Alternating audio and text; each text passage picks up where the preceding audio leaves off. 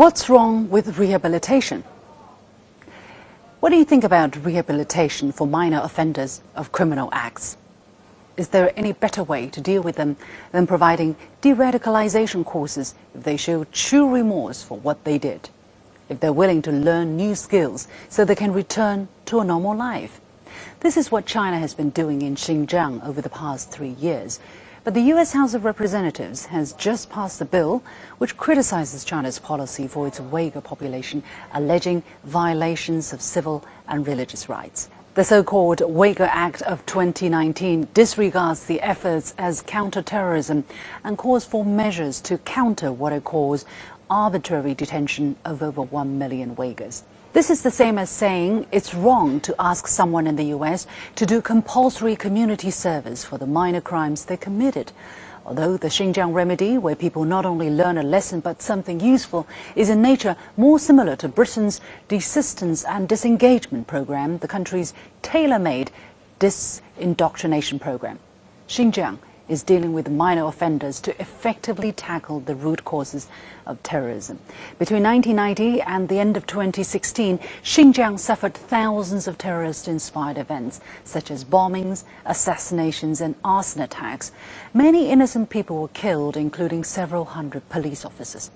The most shocking case happened on July the 5th, 2009, in the regional capital Urumqi. 197 people were killed and more than 1,700 others injured.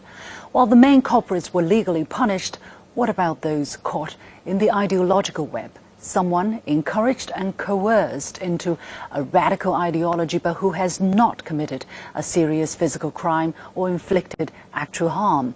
Should they be left alone to reintegrate to society? Xinjiang's answer to this is education and vocational training as a necessary intervention to help them regain reason and sensibility.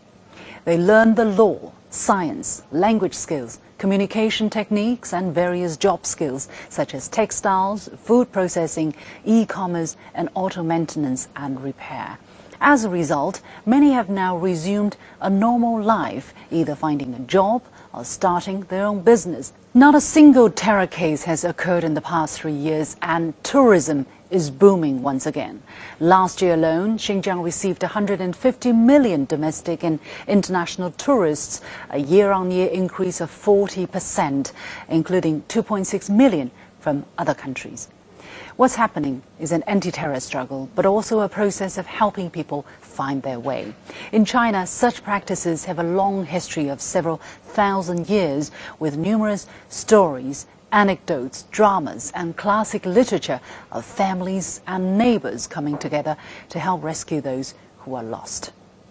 The United Nations 2016 Plan of Action to Prevent Violent Extremism blames, among others, poverty, unemployment, the cynical distortion and misuse of religious beliefs as the backdrop and motivation of violent extremism. The document proposes countermeasures such as educational and economic opportunities as well as vocational training resources. China is doing this in good faith.